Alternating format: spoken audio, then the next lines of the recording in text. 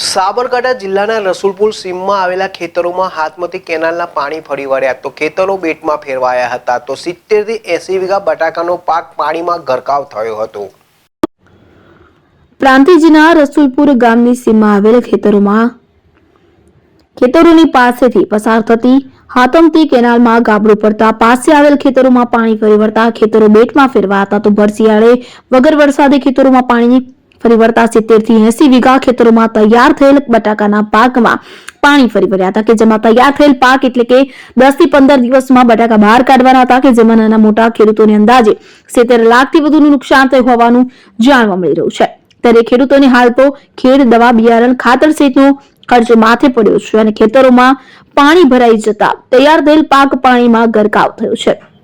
ત્યારે હાલ તો તંત્રના પાપે ખેડૂતોને મોટું નુકસાન થયું છે તો હજુ વધુ ખેતરોમાં પાણી ના ફરી વળે કે જેને લઈને ખેડૂતો દ્વારા જેસીબી બોલાવી પાણી અટકાવવા કામગીરી હાથ ધરવામાં આવી હતી અને પ્રાંતિજ હિંમતનગર સિંચાઈ વિભાગને જાણ કરાઈ હતી।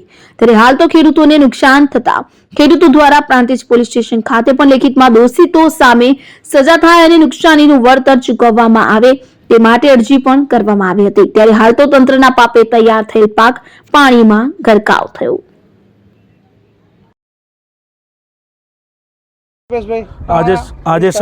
આજે સવારના અમારા ખેતરોની અંદર લગભગ 5 વાગ્યાના આસપાસ કેનાલમાં મોટું ગાબડું પડ્યું જે કેનાલ ખાતાની બેદરકારીના લીધે જેસીબીથી કામ ચાલતું હતું પણ સંપૂર્ણ કામ રિપેરિંગ ના કરવાથી અને પાણીનો ફૂલ ફોર્સથી આવવાથી ગામના લગભગ 70 થી 80 વીઘા જમીનની અંદર પૂરેપૂરું બટાકાની ખેતી થાય છે ત્યાં પાણી પુષ્કળ ભરાઈ ગયું અને સંપૂર્ણ બટાકા ફેલ જ છે તો એના માટે કડકમાં કડક પગલાં લેવામાં આવે અને ખેડૂતોને યુદ્ધના ધોરણે કામગીરી કરી અને વળતર આપવામાં આવે।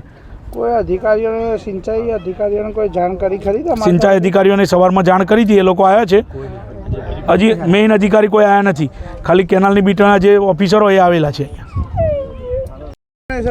આજે રસુલપુર ગામે અહીં આ મોટી કેનાલ જાય છે તેઓ કેનાલવાળાની બેદરકારીના લીધે અહીંયા કેનાલમાં ગાબડું પડ્યું છે અને રસુલપુરમાં બટાકાના પાકને આશરે 60 થી 70 વીઘા આશરે એટલું નુકસાન થયું છે અને બટાકાના પાકને બહુ મોટું નુકસાન છે આજુબાજુના ખેતરવાળાને। કોઈ અધિકારીને તમે જાણ કરી ખરી? અધિકારીને જાણ કરી છે પણ હજુ કોઈ મોટા અધિકારી કોઈ આવ્યું નથી અહીંયા સ્થળ ઉપર। અને આ જેસીબી કોણ છે? જેસીબી અમે બોલાયા, ખેડૂતોએ બોલાયા છે આ પાણીનો નિકાલ કરવા માટે। કેટલા કલાકથી આ પાણી ભરાયું છે તે અધિકારીઓને તમે જાણ કરી તો હજી સુધી આવ્યા નથી? અમે અધિકારીઓ સવારે વહેલી અમને જાણ થઈ ખેડૂતોને તો અમે વહેલા જ અહીંયા એરિગેશન ઓફિસે જાણ કરી અને ત્યાં આગળ ફોન કર્યા પણ કોઈ હજી કોઈ વારું બિલ લેવા આવ્યું નથી। અને તો તમારા ખેતરમાં અહીંયા અમારા સલાલની જે મોટી કેનાલ જે પ્રોતી જાય છે એમાંથી એક મોટું ગાબરું પડ્યું હતું અને એમાં 2 દિવસથી સફાઈનું કામ ચાલતું હતું અને એ સફાઈનું કામ ચાલુ હોવા છતાં આ લોકોએ આગળથી ધ્યાન દોર્યા વગર અને પાણી ચાલુ કરવામાં આવ્યું છે અને પરોઢિયે 5 વાગ્યાનું કેનાલમાં મોટું ગાબરું પડ્યું છે, ત્યાંથી કોઈ જોવા આવ્યું નથી। કેનાલના દરવાજા બંધ હતા અને એ બધું પાણી ખેડૂતોના પાકમાં ફરી વળ્યું છે અને આ ખેડૂતોને 4 મહિનાની મહેનતનું બધું રાહતાર વારી ગાલ્યું છે અત્યારે અને હજી કોઈ અમે હિંમતનગરના અધિકારીઓને ધ્યાન દોર્યું છે તો બધાને કોઈ હજી જોવા આવ્યા નથી અને એકબીજા ઉપર ઠેલમ ઠેલ કરે છે બધા। ગાય ભેંસી કીધી અને એક એમ કહે છે કે અમને ધ્યાન નહીં દોર્યું, એક એમ કહે છે કે ગેટ ખુલ્લા હતા, એક કહે છે ગાય પેસી કીધી, એમ બધા બોના બતાવશે। આ ગાબડું તો 6 મહિનાથી તૂટેલું છે। અમે પહેલાંય અમને ધ્યાન દોર્યું હતું કે અહીંયા માટી નાખો, અહીંયા તમે પૂરણ કરો, આ કોઈક દિવસ ખેડૂતોના પાકનું નુકસાન કરશે પણ એ લોકોએ કોઈને મગજ ઉપર લીધું નથી અને એના લીધે અત્યારે ખેડૂતોના 70 વીઘા બટાકાનું પથારી ફરી ગઈ છે। આ મને વળતર મળવું જોઈએ, અમારો